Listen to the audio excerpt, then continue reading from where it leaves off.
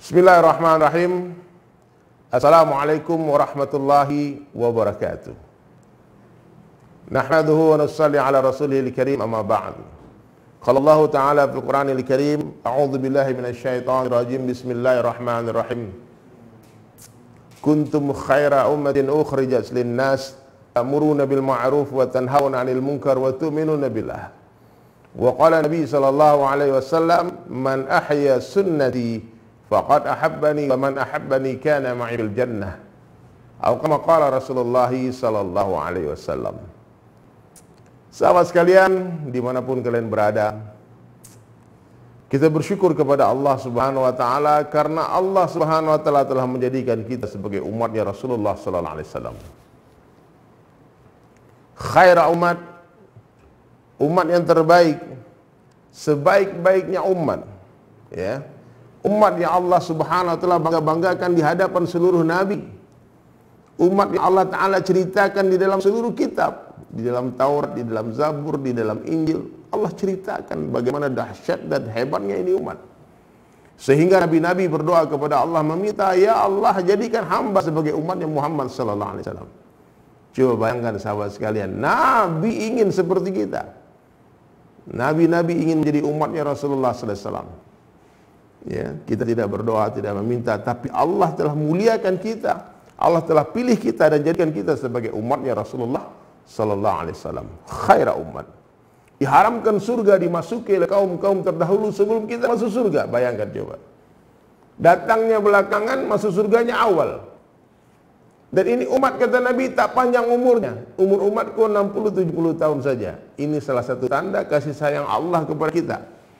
Allah tak lagi kita kesempatan terlalu lama bersusah payah di dunia ini. 60-70 tahun lalu kita lanjutkan perjalanan menuju Allah Subhanahu wa taala. Ya, jadi pendeknya umur umat Rasulullah SAW itu salah satu tanda kasih sayang Allah kepada kita. Allah tak ingin melihat kita terlalu lama bersusah payah di dunia. Jadi sahabat sekalian, kehidupan di dunia tak lama, sebentar saja. Kata Nabi 60-70 tahun, kadang lebih, kadang kurang. Ya. Nah, Rasulullah SAW sendiri umur beliau 60-30 tahun, 63 tahun saja. Nah, dari kelahiran Nabi SAW sampai wafatnya Nabi SAW dipenuhi dengan kisah-kisah yang indah, dengan kisah-kisah yang menakjubkan. Bagaimana Allah Ta'ala menceritakan kudratnya, kehebatannya tentang diciptakannya manusia terbaik Rasulullah SAW. Ya. Jadi proses kenabian itu 23 tahun, umur 60 tahun, umur 40 tahun Rasulullah SAW diangkat menjadi Rasul. Kemudian selama itulah syariat Islam diturunkan secara bertahap-tahap sampai sempurnalah agama ketika hayatul wada. Jadi sahabat sekalian, malam hari ini meskipun kita tidak duduk dalam majelis duduk rapat-rapat sebagaimana biasanya, kita meskipun di rumah duduk dengarkan baik-baik bahwasanya kehidupan yang terbaik adalah kehidupannya Rasulullah SAW. Ya. Cara tidur yang terbaik adalah cara tidurnya Rasulullah SAW. Cara bangun tidur yang terbaik yang dicintai Allah adalah cara bangun tidurnya Rasulullah SAW. Ya. Cara berpakaian yang terbaik adalah cara pakaiannya Rasulullah SAW. Ya. Cara makan yang terbaik adalah cara makannya Rasulullah SAW. Cara minum yang terbaik adalah cara minumnya Rasulullah SAW.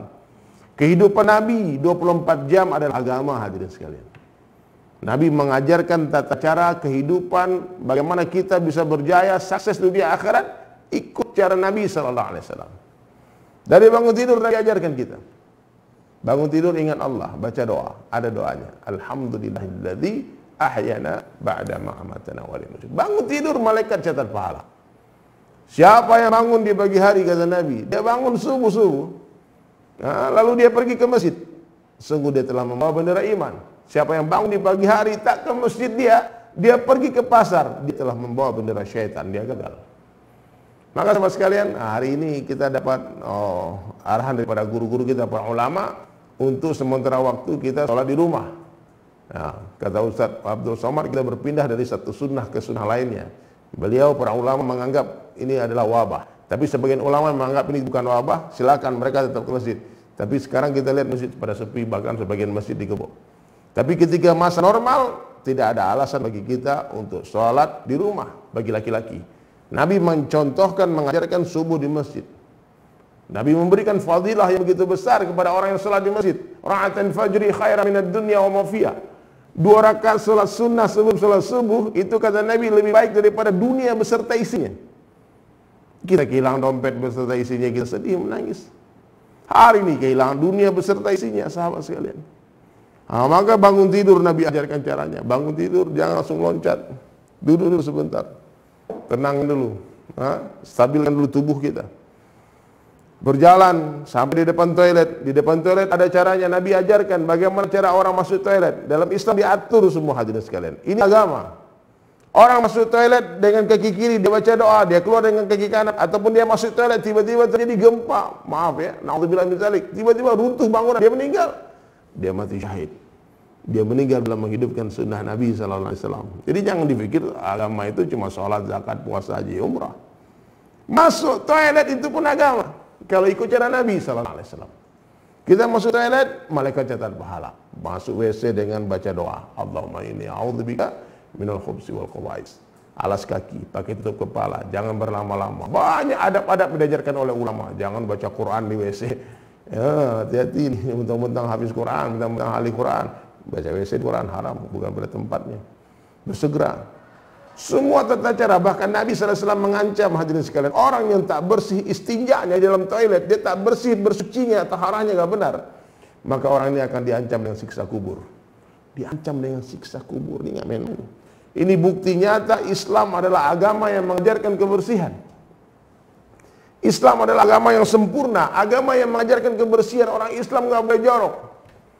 Tata cara buang air kecil, buang air besar, cara duduknya Nabi ajarkan. Posisi duduknya Nabi ajarkan. Hati-hati ini laki-laki nih teman-teman saya yang laki-laki, tolong ya kalian. Hijrah dari pipis berdiri ke jongkok. Kita beri simbol internasional tuh pipis itu number 1.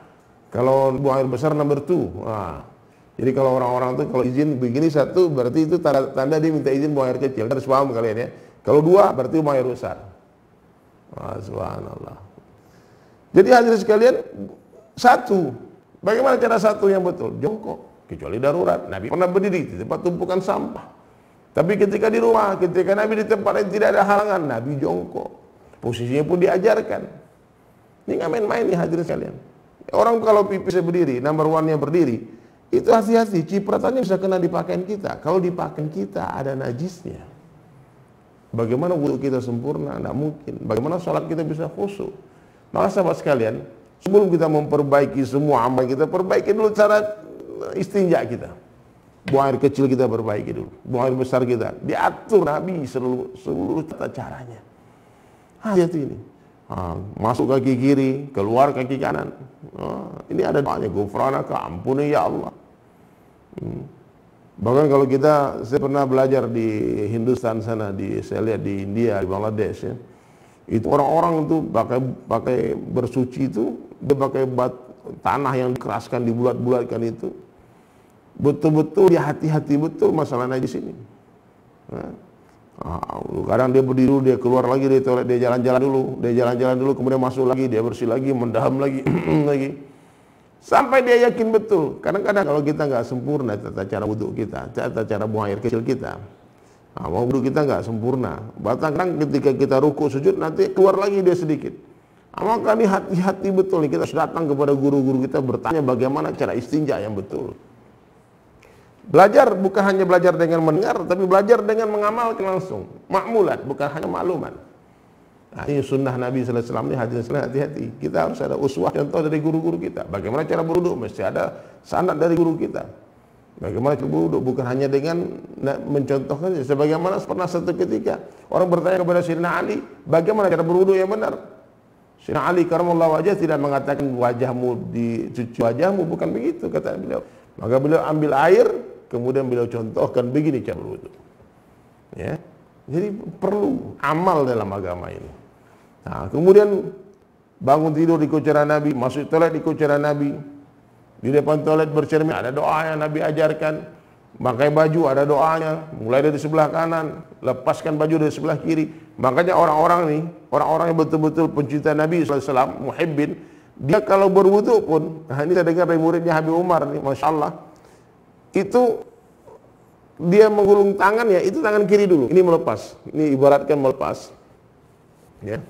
Kemudian berwudu, tangan kanan dulu berwudu. Setelah berwudu, menurunkan tangan kanan dulu. Karena ini memasang.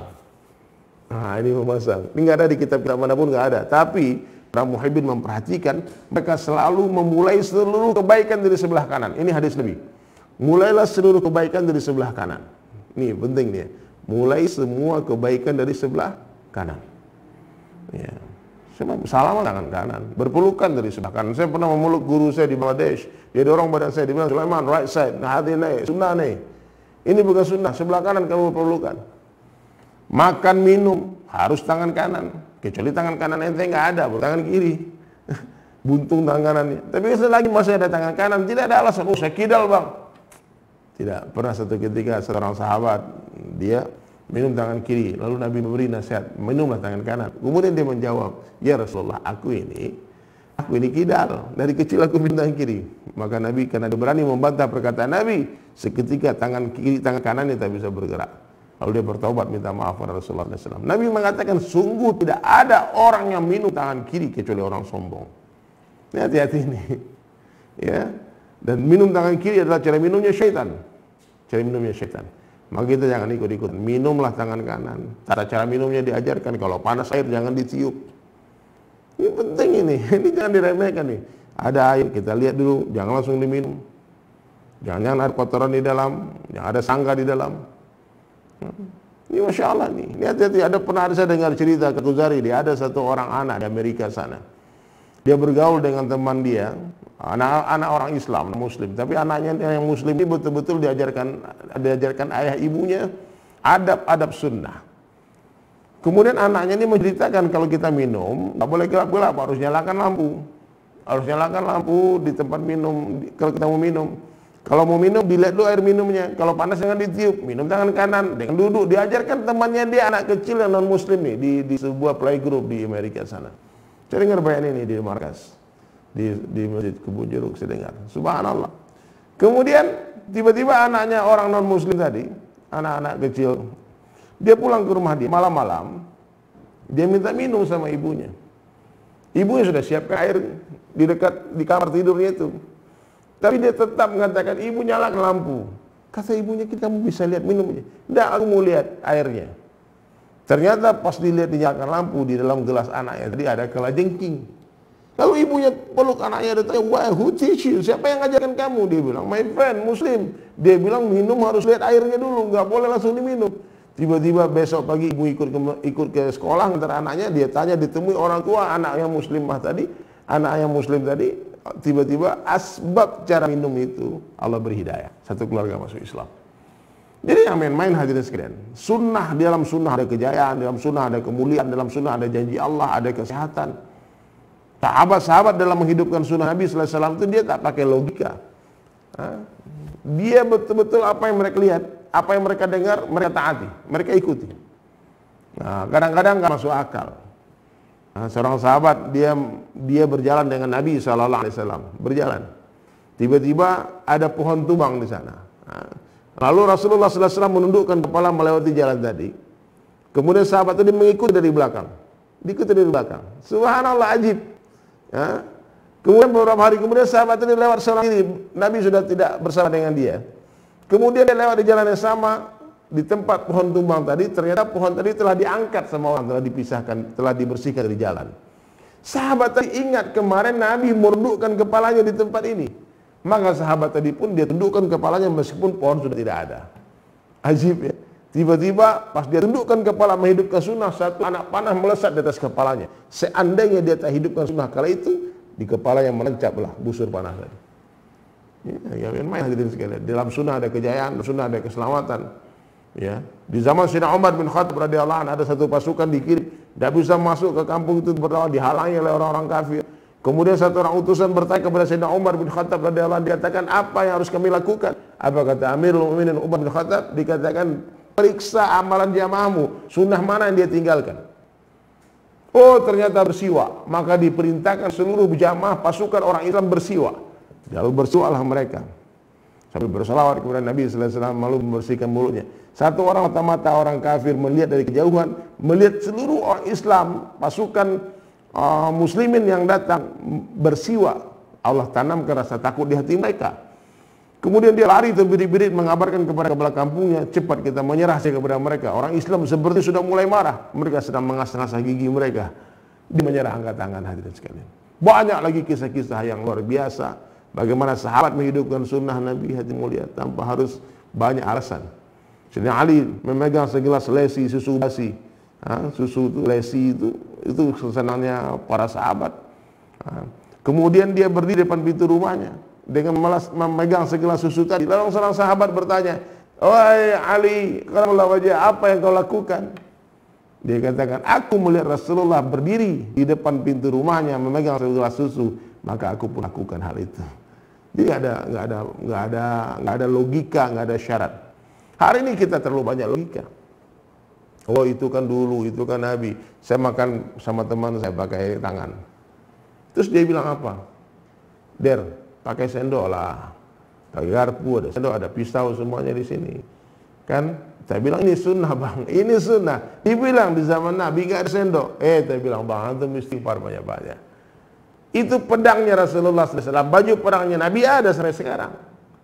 Di zaman Nabi Sulaiman dan Nabi Daud itu sendok sudah ada. Bikin pedang ukirnya indahnya mereka bisa, paling cuma bikin sendok, dipencet aja itu sendok. Jadi kita jangan sampai mengatakan itu zaman Nabi nggak ada, zaman sekarang ada. Bukan. Ya, ini ada hikmah banyak di dalam makan dengan tangan. Ada enzim di tangan-tangan kita ini, hadirin sekalian. Subhanallah, yang enzim ini bisa menjadi membantu proses pencernaan kita. Sehat dimakan dengan tangan ini. Ya. Subhanallah, cara minum Nabi pun itu ada oksigennya masuk, bukan hanya glok-glok seperti unta minum. Ya. Jadi jangan pakai logika. Nabi dulu pakai imamah, pakai sorban, ini sunnah. Ya. Hari ini orang mengatakan, oh itu kan budaya Arab. Abu Jahal juga pakai sorban. Oh, Abu Lahab juga pakai sorban. Ingat sahabat sekalian, innamal a'malu binniyat. Amal itu tergantung niat. Kalian pakai sorban, mau ikut Abu Jahal apa mau ikut Rasulullah? Tergantung niatnya. Dulu sebelum saya mengenal Islam, saya sudah pakai jenggot. Saya ada jenggot di sini. Tapi niat saya itu bukan ikut Rasulullah. Niat saya ikut Metallica. Niat saya itu ikut James Hetfield, dia pakai jenggot. Niat saya itu ikut Slipknot, pakai jenggot, pakai Lamb of God. Itu band-band metal dulu nggak ada pahalanya itu, meskipun jenggotnya seperti jenggot Nabi, Slayer. System of a Down, mereka jenggotan semua. Bukan itu. Tapi ketika saya mau hijrah dapat hidayah, subhanallah, niatnya berubah. Dulu pakai jenggot, niat ikut orang kafir, mungkin dapat dosa. Sekarang pakai jenggot, niat ikut Rasulullah SAW. Maka sahabat sekalian, luruskan niat. Saya kalau sekarang, Masya Allah, saya waktu pertama hijrah itu saya tanya sama Ustaz, saya bilang, Ustaz, bagaimana caranya saya memulai dari mana? Saya harus mulai untuk hijrah ini. Hidupkan sunnah. Meskipun kamu belum fasih dalam baca Al-Quran, meskipun kamu belum ahli dalam agama, tapi kalau kamu hidup dengan cara Nabi SAW, tanpa sadar kamu telah mengamalkan Al-Quran. Karena Al-Quran adalah akhlaknya Nabi SAW. Dulu Al-Quran mushafnya tidak ada, tapi sahabat-sahabat itu Al-Quran yang berjalan. Satu orang bertanya, datang ke Madinah, ditanyain Al-Quran, mana Al-Quran? Lewat Abu Bakar, itu Al-Quran. Lewat Umar, itu Al-Quran. Lewat Utsman, Al-Quran. Itu Ali, itu Al-Quran. Al-Quran ada dalam kehidupan mereka. Al-Quran itu turun berkenaan dengan kehidupan para sahabat. Maka hidup dengan cara Rasulullah dan sahabat, insya Allah kita tanpa sadar telah mengamalkan isi-isi Al-Quran. Nah jadi sahabat kalian banyak nih, 18.000 jenis sunnah Nabi SAW, dari ujung rambut sampai ujung kaki, dari bangun tidur sampai tidur lagi. Kalau kita mau bahas nggak cukup waktu 1 jam. Saya diberi waktu cuma 1 jam. Kita live di sini. Jadi sahabat sekalian, banyak lagi hal-hal yang harus kita pahami, kita pelajari. Yang paling penting kita amalkan. Siapa yang mengamalkan satu ilmu yang dia ketahui, maka Allah Subhanahu wa ta'ala akan bagi tahu dia 10 ilmu baru yang tidak dia ketahui. Ya. Hari ini amal, kasir ilmu banyak, ma fi amal tak ada. Orang tahu ini sunnah, tapi dia tak mau amalkan. Oh itu kan sunnah katanya. Ingat, dulu sahabat menghidupkan sunnah karena itu sunnah. Hari ini kita tinggalkan sunnah karena itu sunnah. Why? Dulu sahabat menghidupkan sunnah karena itu sunnah. Hari ini kita, umat Rasulullah yang mengaku mencintai Nabi, tinggalkan sunnah karena itu sunnah. Bahaya ini. Bang, itu kan sunnah. Ditinggalkan apa-apa. Oh, bukan nggak apa-apa. Kalau kita tinggalkan, kita rugi, bahkan bisa berdosa, nggak main-main. Iya. Sampai Nabi katakan, "Antasabbaha min qaumin." Siapa yang mentasabbuh, tasabbuh kepada kaum-kaum, satu kaum, maka Allah Ta'ala akan kelompokkan dia dengan kaum tersebut. Fahuwa minhum. Hati-hati. Ya, kita pakai, maaf ya, pakai rambut dreadlock panjang-panjang. Saya dulu rambut saya dreadlock kayak Bob Marley. Ikut Bob Marley. Nanti di akhirat kemungkinan besar kumpul dengan Bob Marley. Iya, kalau Allah Ta'ala kelompokkan dia dalam orang yang berjaya. Kalau enggak, hati-hati. Nah, makanya sekarang niat kita yang penting kita luruskan dulu. Tasih niat, luruskan niat. Siapa yang berhijrah untuk dunia, kata Nabi, dia akan dapatkan dunia.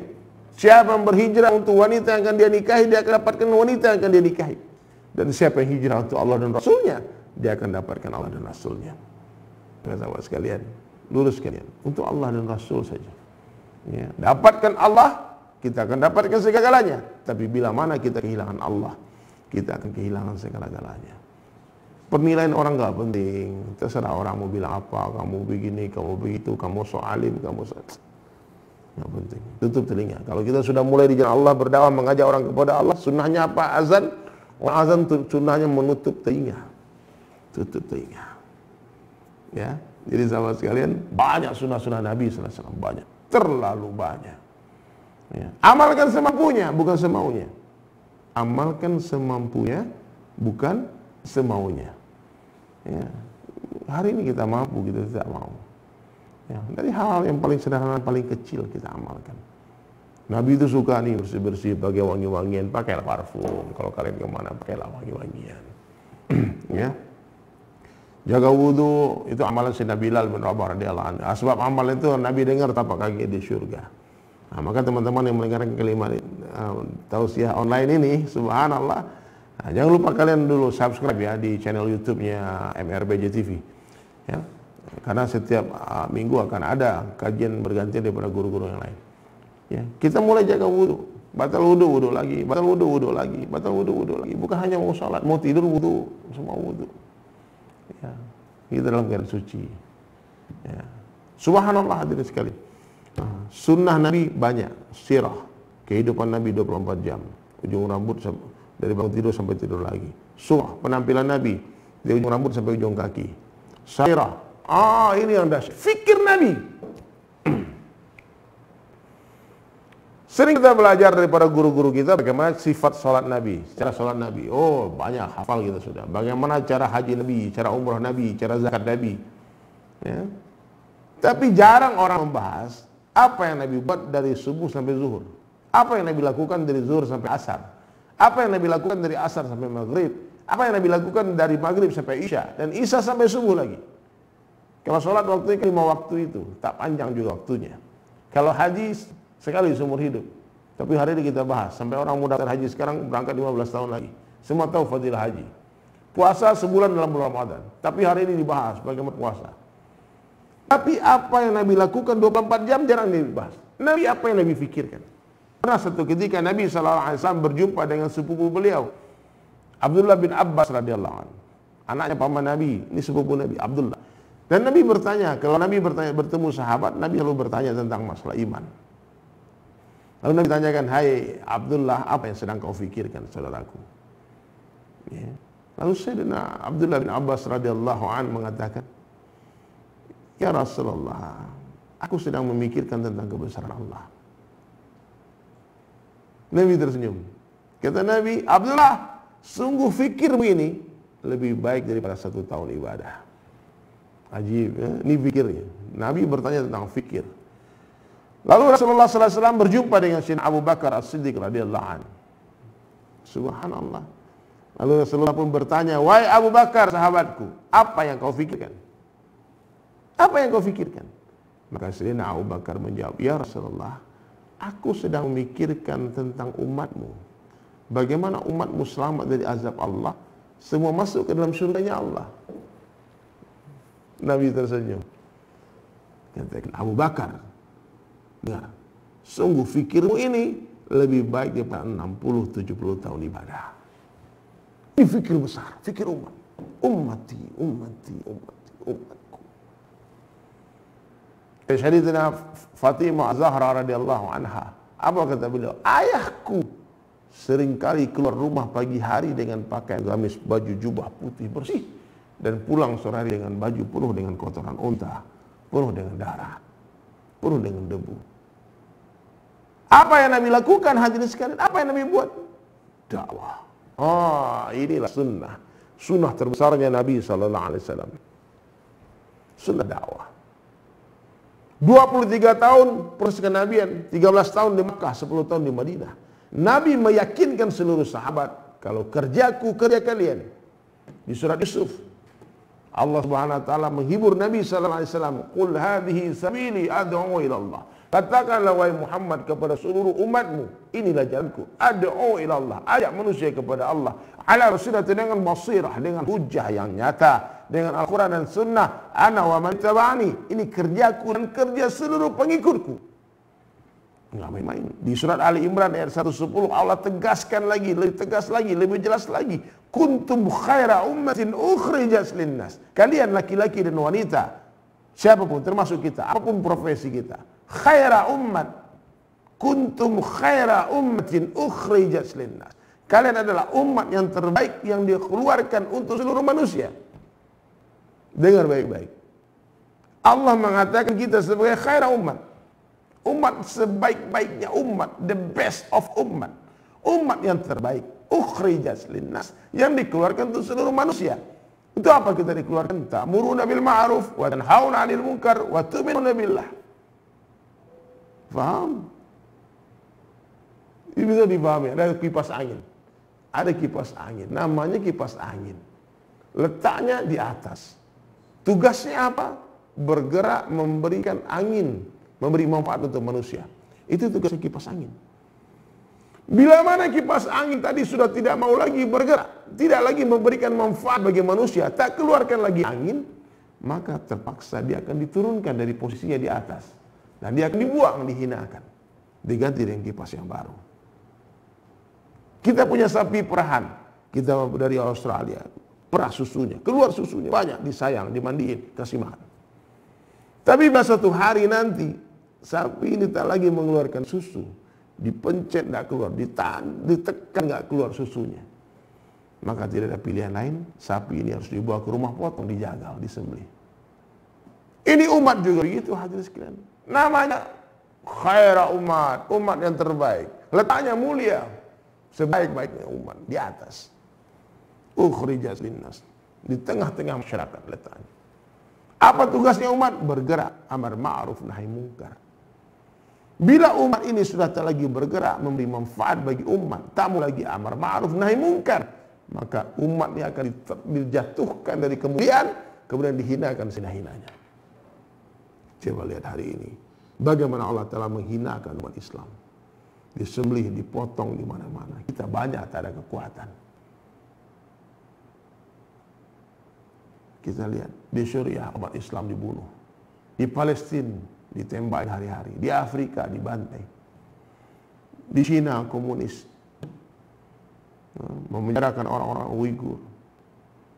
Di Rohingya begitu juga. Mudah kita salahkan orang. Mudah kita salahkan itu Syiah laknatullah alaih, itu Yahudi laknatullah alaih. Itu orang-orang Kristen jahat di sana itu yang bunuh orang Islam di Afrika. Orang Hindu di India pukul-pukul orang Islam.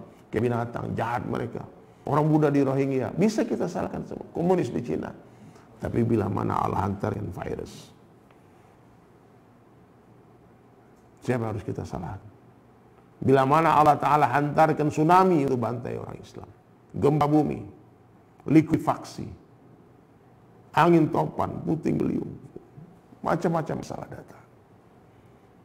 Inilah saatnya kita wake up, bangun. Allah sayang kepada kita. Allah sayang kepada umat ini, hadirin sekalian. Umat yang paling Allah cintai ini umat. Ini umat kita jarang menyebut nama Allah. Kita jarang memuji-muji Allah. Kita jarang, hadirin sekalian, tidak tinggalkan tanggung jawab kita mendakwahkan, melanjutkan kerja Rasulullah SAW. Kita tinggalkan amar ma'ruf nahi munkar. Kita tinggalkan dakwah. Tidak mau lagi keluar berdakwah, berkeliling menjumpai manusia. Nafsu kita, dunia saja yang kita pikirkan. Ini masalah besar. Jadi sahabat sekalian, please tolong come back to your Allah. Kembalilah kepada Allah. Angkat tangan menyerah sekarang juga. Ampun ya Allah, ampun ya Allah. Sebelum Allah paksa kita untuk mengangkat tangan kita, sebelum diseret-seret oleh Allah. Allah sayang. Ada satu orang ibu. Ibu ini sayang sama anaknya, tapi anak tak pernah panggil ibu. Anak ini kurang ajar. Dia panggil nama sama ibunya. Dia bilang, nak panggil ibu mama, panggil ibu. Ini ibu, jangan panggil nama ibu. Dia bilang tetap dia panggil nama ibunya. Satu hari anak tadi babak belur dia. Berdarah hidungnya dia, bengkak-bengkak hijau-hijau pipinya dia, bengkak matanya dia. Dia nangis pulang, dia katakan, ibu, aku dipukul. Ibunya pun kaget. Hah? Siapa yang pukul kamu nak? Itu orang-orang jahat, keroyok saya di sana. Ibunya datang ke anak-anak tadi. Hei, siapa yang pukul anakku? Dia bilang, kami yang pukul anak. Kenapa? Dia bilang, besok kau pukul, kasih duit, kau pukul lagi anakku ya. Kenapa? Karena tadi setelah kau pukul, dia baru panggil aku ibu. Hari ini. Mau apa lagi yang akan Allah hantar supaya kita bisa menyebut nama Allah? Ujian apa lagi? Ini ujian terlalu berat hadirin sekalian. Makkah, Madinah ditutup. Ini nggak main-main. Ini fitnah akhir zaman. Ini bukan sembarang kekuatan, bukan kekuatan sebuah negara, bukan kekuatan sebuah perorangan. Ini kekuatan yang telah dijanjikan oleh Nabi SAW akhir zaman. Fitnah itu datang. Mereka sedang menunggu kedatangan pemimpin mereka. Begitu juga kita orang-orang Islam menunggu kedatangan pemimpin kita. Tenang. Proses itu akan berjalan. Cuma masalahnya kita mau jadi pejuang atau jadi penonton. Kita mau jadi pemain apa jadi penonton. Sekarang kembali kepada sunnah. Sempurnakan amalan-amalan firadi kita. Ujung rambut, ujung kaki. Periksa mana sunnah Nabi yang belum diamalkan. Mana sunnah Nabi yang belum kita amalkan. Amalkan. Suka tidak suka, siap tidak siap. Kepala nih, saya sebut sementara ini sunnah-sunnah yang jelas, yang saya tahu dalilnya. Imamah, ini sorban, ini sunnah Nabi. Pakai cilak mata malam-malam sebelum tidur, itu sunnah Nabi. Memendekkan kumis, itu sunnah Nabi. Memanjangkan jenggot, itu sunnah Nabi. Memakai miswak, itu sunnah Nabi. Pakai wangi-wangi, itu sunnah Nabi. Ya, bersih-bersih, bulu ketiak dan semuanya itu sunnah Nabi SAW. Ujung rambut, ujung kaki, periksa diri kita hari ini. Mana sunnah Nabi yang belum kita amalkan?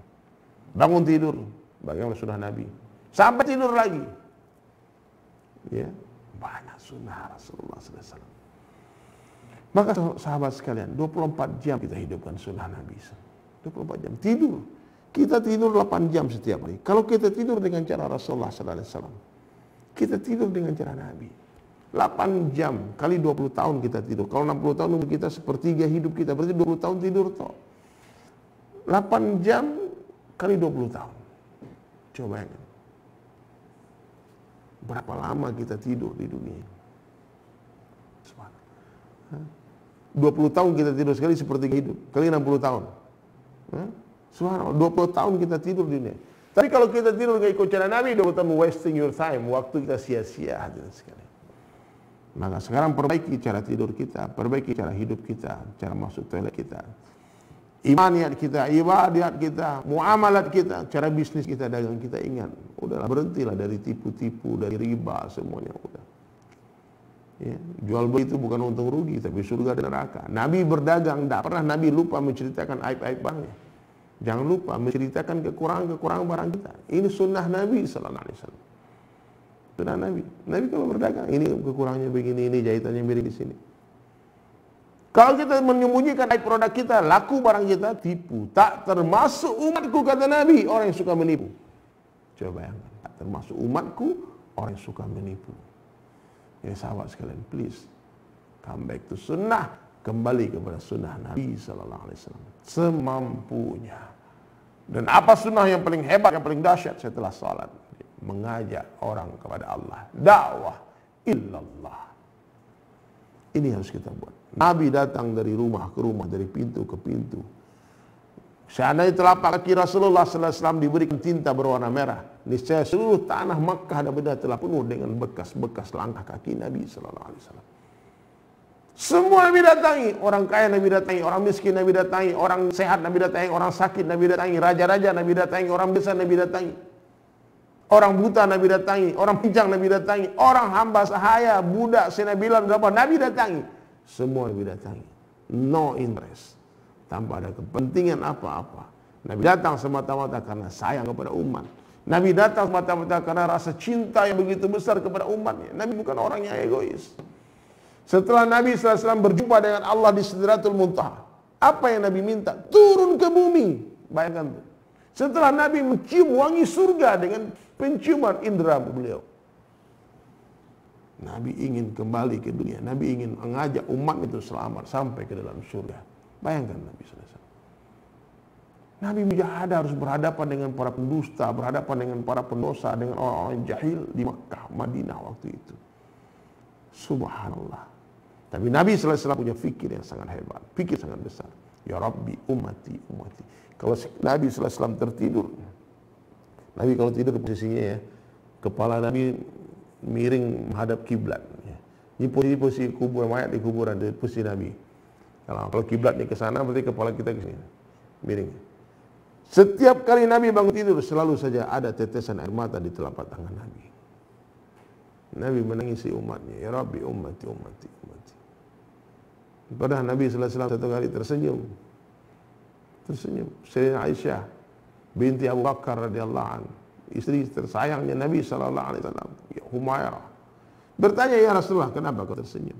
Aku melihat pemenang di akhir zaman. Nanti di akhirat nanti umatku masuk surga dengan cara diseret-seret, dipaksa masuk surga. Saya merasakan bagaimana saya dipaksa waktu oleh teman-teman saya untuk kembali kepada Allah. Didatangi lagi. Siapa? Jemaah-jemaah tabligh. Teman-teman jemaah tabligh, mereka yang bergerak diam-diam, senyap-senyap. Datang tadi undang, pergi tadi antar. Ya hari ini sekarang dunia coba fitnah tabligh. Hari ini, wallahi, bersihkan hati. Ya, jutaan orang telah dapat daya sebab gerak mereka. Mereka datang betul-betul meniru bagaimana cara Nabi datang, bagaimana apa sahabat datang. Datang semata-mata karena Allah, membeda-bedakan siapapun juga.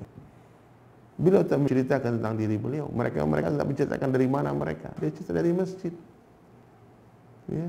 Wabbaka fakabbir, ini perintah Allah jelas kepada Rasulullah SAW. Ya ayyuhal mudaththir, hai orang yang berselimut, kum fa'anzir, bangun beri peringatan. Beri peringatan. Warabbaka fakabbir, besarkanlah Rabbmu Allah. Allah yang harus dibesarkan, bukan selain Allah. Hari ini kita sering membesarkan pamanku hebat, bapakku hebat, kawanku hebat, temanku hebat, tetanggaku hebat, aku hebat. Ini bahaya lagi. Gak ada yang hebat illallah kecuali Allah. Ini dakwah kita, memperkenalkan Allah ke setiap hati-hati manusia. Ketemu orang kaya, ingatkan orang kaya. Hai orang kaya, hartamu Allah yang punya, bukan kau yang punya. Kalau kita yang Allah beri kekayaan, ingatkan semua orang, harta di rumahku bukan aku punya, Allah yang punya. La ilaha illallah. Allah bagi popularitas untuk apa? Memperkenalkan Allah. Aku dikenal, aku terkenal bukan karena aku hebat. Banyak yang lebih hebat tapi tak dikenal, tak terkenal. Banyak yang lebih tampan tapi tak terkenal. Banyak yang lebih merdu suaranya tapi tidak booming lagunya. Allah yang hebat, bukan aku yang hebat. Gitu. Dokter-dokter dakwah, ingatkan orang, Allah yang menyembuhkan, bukan aku yang menyembuhkan, bukan obat yang menyembuhkan, Allah yang menyembuhkan. Ketemu pedagang, ingatkan pedagang, Allah yang memberi rezeki, bukan perdaganganmu. Ingatkan semua orang yang datang, semua supplier, semua employer, semua customer, ajak mereka kepada Allah. Ini tugas kita. Inilah tugas Rasulullah SAW. Inilah yang dibuat oleh teman-teman jamaah tabligh. Datang dari lorong ke lorong, dari pintu ke pintu, dari rumah ke rumah. Tolong jangan hentikan kerja dakwah ini. Siapapun yang mendengar video ini, tolong jangan musuhi, jangan benci mereka. Karena nanti di akhir zaman kata Nabi, ada orang yang memakai lusuh, mungkin rambut mereka kusam. Mereka ditolak dari pintu-pintu, tapi kalau saja mereka berdoa mengangkat tangan, Allah akan mengijabah semua doa mereka. Allah kabulkan doa mereka sebelum tangan mereka turun. Hati-hati. Jangan pernah meremehkan siapapun juga. Ingat, Allah merahasiakan 3 perkara. Allah Ta'ala merahasiakan keridhaannya dalam ketaatan. Allah merahasiakan murkanya dalam kemaksiatan. Dan yang ketiga, Allah merahasiakan wali-walinya, kekasih-kekasihnya. Maka sahabat sekalian, jadilah kekasih Allah. Alihkan cinta dari cinta dunia kepada cinta akhirat. Karena dunia ini gak ada apa-apanya. Satu hari akan kita tinggalkan. Kita semua harus meminum racun kematian yang harus kita minum. Teguh. Kita semua akan berangkat meninggalkan dunia. Dunia sementara saja. Ingat, dunia ini bukan tempat tinggal, tapi dunia adalah tempat meninggal. Dunia bukanlah tempat tinggal kita, tapi dunia adalah tempat yang akan kita tinggalkan. Sekarang kita di atas tanah, tak lama lagi tanah di atas kita. Sekarang dunia nyata akhirnya cerita. Setelah mati, akhirat nyata, dunia tinggal cerita. Maka untuk dapatkan kecintaan Allah, tak ada cara lain. Qul in kuntum tuhibbunallaha fattabi'uni yuhibbukumullah. Katakanlah wahai Muhammad kepada seluruh umatmu, apabila kalian betul-betul mencintai Allah, fattabi'uni, ikuti aku, yuhibbukumullah, Allah akan mencintai kalian. Jadi untuk mencintai Allah, syaratnya cintai Rasulullah sallallahu alaihi wasallam. Ikuti sunnah Nabi sallallahu alaihi wasallam 24 jam. Open again Quran, buka lagi Quran, baca Quran 1 juz tiap hari minimal. Ya, apalagi masa-masa karantin, di masa-masa isolasi ini, kita semua sempurnakan amal. Jangan sampai kita bicara corona lebih banyak daripada bicara kebesaran Allah. Jangan sampai kita buka WhatsApp lebih banyak daripada kita buka Al-Quran. Hati-hati sekali. Perbanyak salat sunnah, perbanyak mudzakarah ilmu di rumah. Dengan istri, dengan anak, dengan suami, dengan teman-teman, dengan keluarga kita. Yang kerabat orang tua kita, hari duduk bersama mereka. Kesempatan terbaik kita hari ini untuk memperbaiki diri kita di dalam. Ini perintah. Ya, ini hati-hati nih. Masya Allah, ini perintah Allah ini berubah-ubah. Ketika gempa bumi kita diperintah keluar rumah. Ketika corona diperintah masuk rumah. Jadi masalah itu nanti kalau corona, pas musim corona ada gempa bumi, bingung. Mau keluar mau masuk, Subhanallah. Nah, inilah perintah Allah ini. Setiap perintah ada waktu ada perintahnya ya. Kadang membingungkan memang. Gimana ini? Tapi ya udah, sekarang taati ulil amri. Ini perintah daripada guru-guru kita, daripada ulama, taati pemimpin kita. Kalau dia katakan stay home, stay home. Cuma ada sedikit masukan kritik saya kepada para pemerintah. Ya. Tolong ya. Kalau orang disuruh jangan keluar rumah, tolong perhatikan keperluan-keperluan mereka. Karena satu orang wanita salehah, ahli tahajud, dia memelihara seekor kucing. Kucing dikurung di dalam rumah, tapi nggak dibagi makan, sampai mati itu kucing. Kata Nabi, letak orang ini di jahanam. Ini bukan kucing, bukan anjing, tapi manusia yang kita larang keluar rumah. Kalau kita nggak perhatikan makan minum mereka, ini umat, hati-hati. Pemerintah akan bertanggung jawab di akhirat. Hati-hati. Di Malaysia, setiap warga negara disiapkan oleh kerajaan 1.000 ringgit, berarti 3,5 juta satu orang untuk masa karantin. Semoga Indonesia juga mencontoh hal semacam itu. Amin. Sehingga masa-masa karantina ini orang memikirkan lagi untuk memikirkan keperluan yang kaya-kaya alhamdulillah, tapi yang lagi teman-teman kayak kita yang memerlukan keperluan untuk hari-hari beliau, mereka kita doakan semoga Allah mudahkan. Ya. Allah akan berikan jalan lain kalau saya pemerintah tidak mau bantu. Jadi sahabat sekalian dirahmati Allah Ta'ala, saya akan buat kesimpulan sederhana. Ya. Kalau kita mau berjaya dunia dan akhirat, tidak ada cara lain. Ya, tidak ada cara lain. Sempurnakan ketaatan kepada Allah dan Rasulnya. Allah telah meletakkan kebahagiaan, kesuksesan, kemuliaan manusia hanya dalam mentaati Allah dan Rasulnya saja. Maknanya siapa saja yang taat kepada Allah dan Rasulnya pasti bahagia. Siapa saja yang mentaati Allah dan Rasulnya pasti bahagia. Orang miskin untuk bahagia tak perlu harus kaya dulu. Taati Allah dan Rasulnya, Allah bahagiakan orang miskin.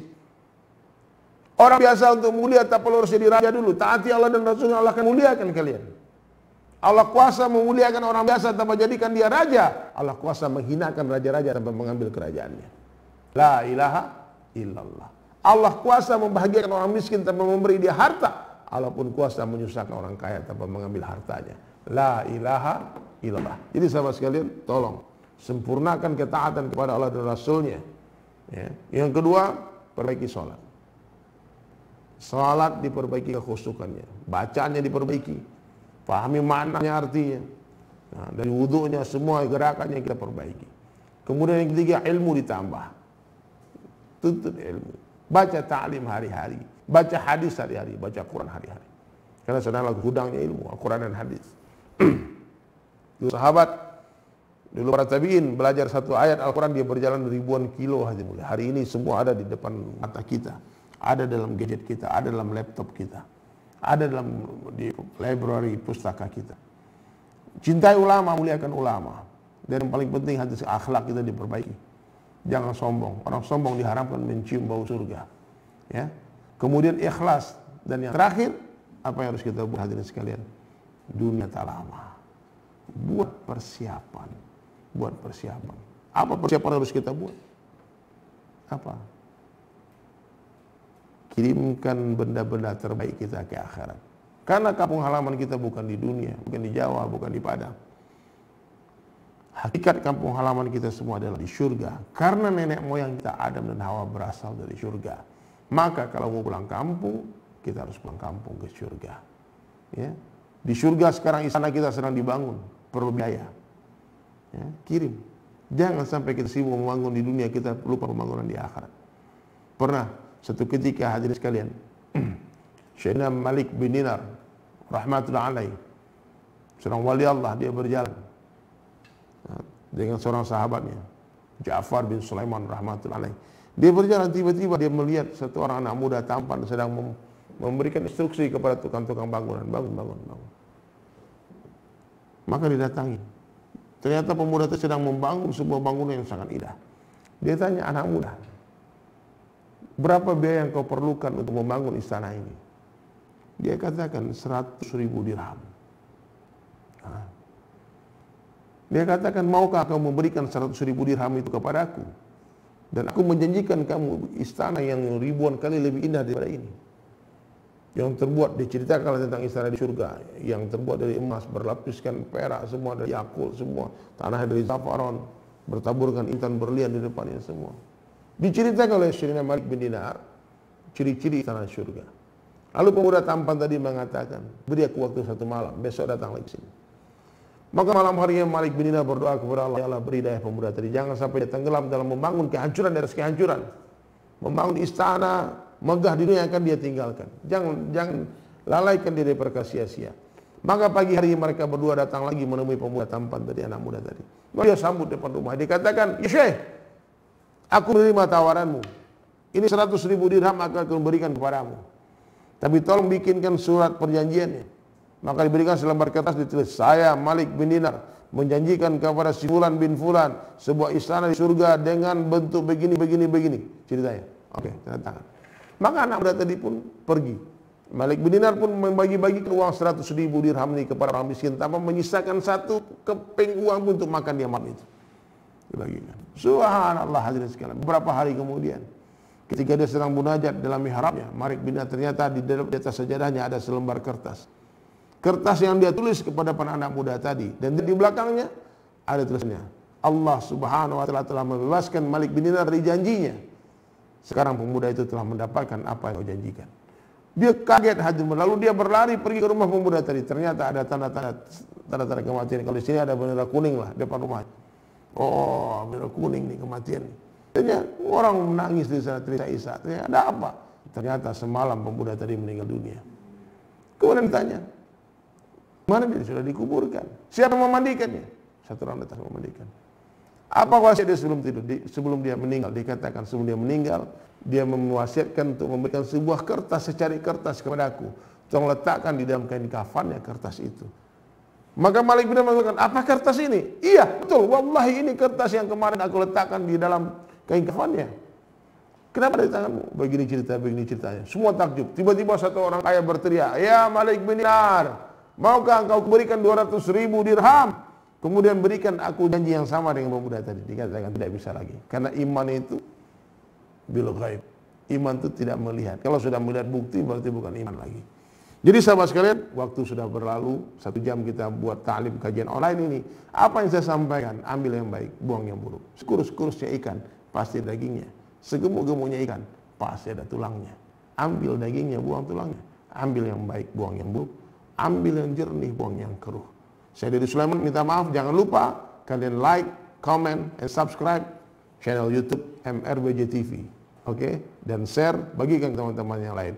Mudah-mudahan apa yang kita sampaikan menjadi asbab hidayah dan bermanfaat bagi kita dunia dan akhirat. Wabillahi taufiq wal hidayah. Wassalamualaikum warahmatullahi wabarakatuh.